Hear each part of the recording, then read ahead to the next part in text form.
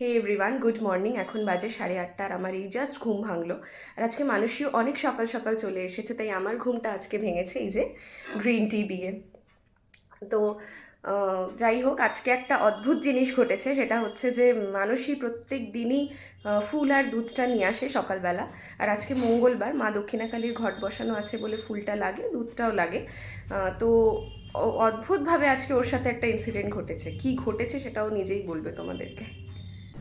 এই মানসী, আজকে দুধ আনতে গিয়ে ওই মহিলাটা তোকে কি বলেছে? ওই মহিলাটা বলেছে যে আমি ঘোর ঘোর, এদিকে ঘোর, গ্যাসটা এই করে দে একটু। হ্যাঁ, আমি গেছিলাম সে দুধ আনতে।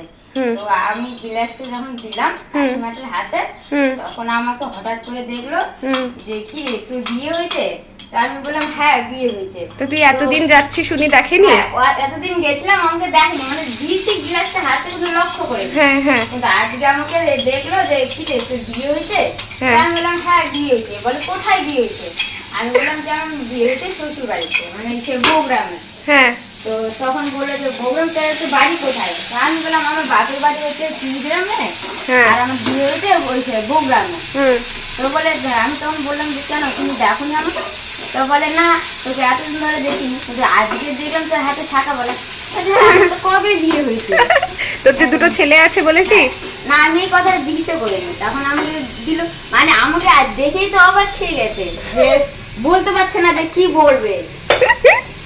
যাই হোক, হ্যাঁ, কি রান্না তারপর তখন কি রান্না করছিস? আজকে রান্না করছি ফুলকপি, পনির। পনির করি।